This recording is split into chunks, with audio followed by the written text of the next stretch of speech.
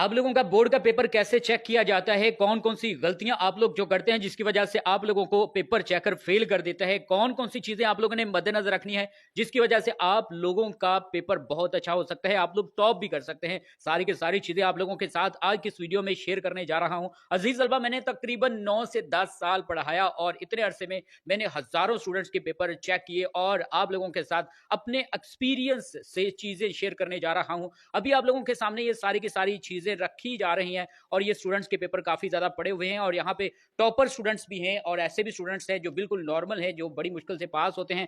ये आप लोगों के साथ सारी चीजें अपने एक्सपीरियंस से शेयर करने जा रहा हूं। अजीज तलबा, आप लोग अगर इन चीजों को मद्देनजर रखेंगे, इंशाल्लाह बोर्ड के पेपर में आप लोग कभी भी लाइफ में फेल नहीं हो सकते। और ये चीजें आप लोगों ने अपने दोस्तों को भी बतानी है और ये चीजें आप लोगों ने अपने बहन भाइयों को भी बतानी है और इस वीडियो को लाजमी शेयर करना है ताकि कोई भी स्टूडेंट बोर्ड के पेपर में फेल ना हो। और जितने भी एग्जामिनर हैं जो पेपर चेक कर रहे होते हैं वो इस तरीके से पेपर मार्किंग करते हैं और बोर्ड में जो स्टूडेंट्स फेल होते हैं वो इन गलतियों की वजह से फेल होते हैं और पेपर चेकर इन चीजों को देखता है जिसकी वजह से स्टूडेंट्स को फेल कर देता है। ये गलतियां, ये आप लोगों ने मिस्टेक्स कभी भी नहीं करनी। अगर नहीं करोगे तो यकीनन अजीज तलबा आप लोग 100% गारंटी देता हूं आप लोग पास हो जाओगे। अगर ये गलतियां बार बार करोगे, बार बार फेल हो जाओगे तो फिर आप लोग डीमोटिवेट होगे, एंड पर अपनी स्टडी को ही वाइंड अप कर दोगे। तो ऐसा नहीं करना। चलिए आप लोगों को बताते हैं कि एक पेपर चेकर, और उसमें मैं खुद भी हूं, कि मैं पेपर चेक कैसे करता हूं और बोर्ड की तरफ से कौन कौन सी हदायत दी जाती हैं जिनको मद्देनजर रखकर एक जो पेपर है बोर्ड का वो चेक किया जाता है। तो अजीज तलबा, अगर आप लोग पेपरों के हवाले से, गेस्ट पेपर्स के हवाले से, नोट्स के हवाले से किसी भी किस्म की एजुकेशनल अपडेट्स आप लोग बर वक्त हासिल करना चाहते हैं तो आप लोगों के लिए हम लोगों ने अपने यूट्यूब चैनल, टिकटॉक अकाउंट्स और फेसबुक पेजेस बहारे इल्म टीवी के नेम से बना लिए हैं। तो जनाब अभी से हमारे सोशल मीडिया अकाउंट को विजिट कीजिए और इससे इस्तेफादा हासिल कीजिए। अजीज तलबा, यहाँ पर आप लोगों के सामने एक चीज फाइनल करके रख दूं कि जो पेपर चेकर होता है ना, उसको एक पेपर आप लोगों का जो चेक करने के लिए जो जितनी कीमत दी जाती है, पैसे दिए जाते हैं, वो होते हैं 50 रुपीज।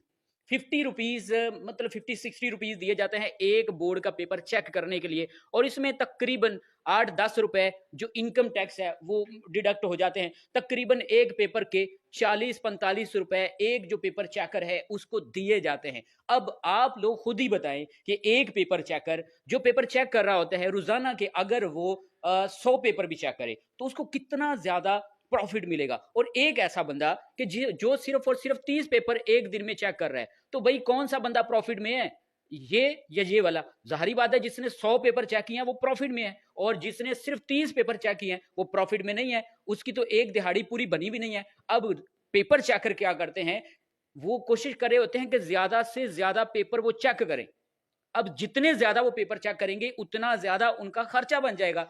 तो जनाब अगर 40 रुपए एक पेपर के बन रहे हैं और 100 पेपर एक दिन में अगर वो एक बंदा एक पेपर चेक करता है तो 4,000 रुपए की उसकी दिहाड़ी लगी। और अगर वो सिर्फ 30 पेपर चेक करता है तो उसकी तो बड़ी बड़ी मुश्किल से 900,000 रुपए की दिहाड़ी लगेगी।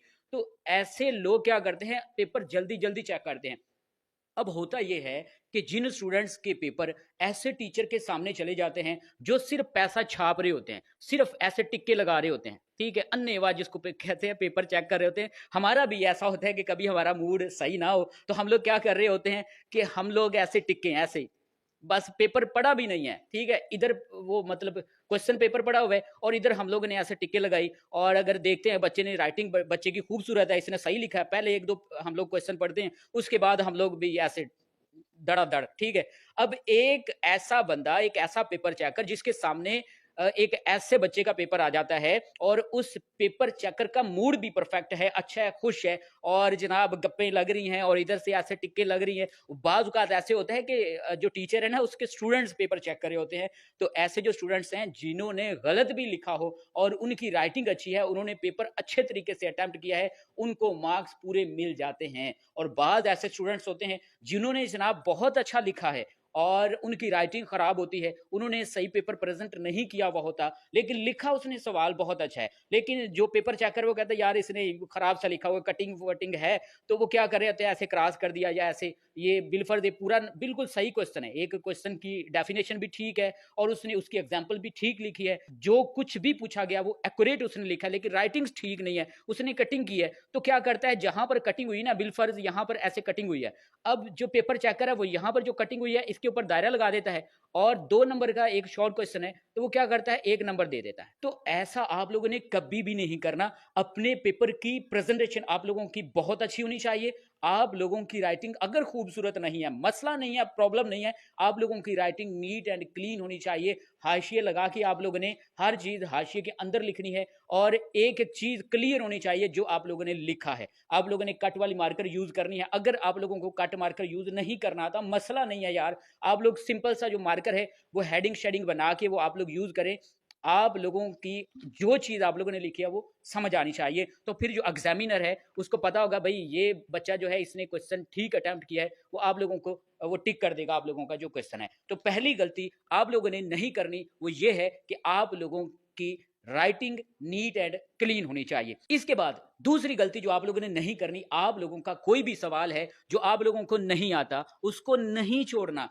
क्यों नहीं छोड़ना? अभी आप लोगों को मैंने एग्जांपल तो दी है कि एक ऐसा पेपर चेकर कि जिसके सामने आप लोगों का पेपर आ जाता है और वो पेपर आप लोगों का रीड नहीं कर रहा, उसने कोशिश करनी है कि वो ज्यादा से ज्यादा पेपर चेक करे। आप लोगों का एक क्वेश्चन वो ऐसे पढ़ने तो नहीं बैठेगा। अगर एक एक क्वेश्चन को 1 बाय 1 वो रीड करेगा तो भाई काफी ज्यादा टाइम लग जाएगा। तो एक दिन में वो बड़ी मुश्किल से 30-35 पेपर ही चेक कर पाएगा। तो इस तरीके से तो उसको लॉस होगा। तो एक एक क्वेश्चन जो है वो 1 बाय 1 एक एक वर्ड एक एक लाइन को नहीं पढ़ा जा सकता। तो क्या करते हैं पेपर चेकर कि आप लोगों ने, आप लोगों का जो पेपर है उसके सामने गया, उसने देखा कि राइटिंग इसकी ठीक है, इसने नीट एंड क्लीन लिखा है, वो टिक करता गया। आप लोगों ने क्या करना है, कोई भी सवाल नहीं छोड़ना। आप लोगों को अगर नहीं ना आता, बिलफर्ज ये क्वेश्चन आप लोगों को नहीं आता, तो ऊपर क्वेश्चन की हेडिंग दें प्रॉपर एक पूरे फुल तरीके से और नीचे आप लोग कुछ भी अपने ज़हन से यहाँ पर लिख दें। लेकिन जो क्वेश्चन ऊपर पूछा गया है सेम उसी के रेलिवेंट आप लोगों ने लिखना है। ये ना हो कि ऊपर कायदे आज़म कैसे आया हो और नीचे आप लोग प्यासा कौवा की जो स्टोरी है वो लिख दें। ऐसा नहीं करना।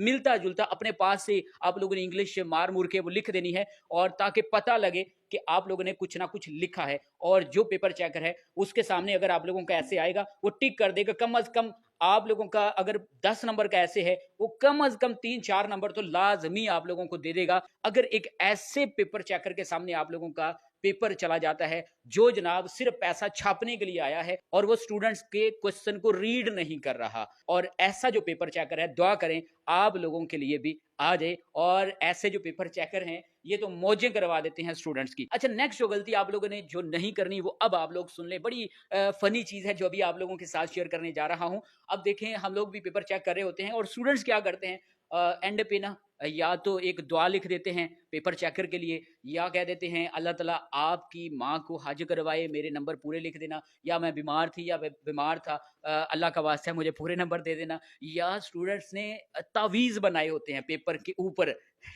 तावीज़ की वजह से भी मार्क्स पूरे वो सोच रहे होते हैं हमारे आ जाएँगे। या फिर एंड पर उन्होंने अपना नंबर लिखा हुआ होता है कि इस नंबर पर राब्ता कर लें। मतलब मुख्तलिफ कोड वर्ड्स लिखे हुए होते हैं या फिर आयतें लिखी होती हैं। तो ऐसा कभी भी आप लोगों ने नहीं करना।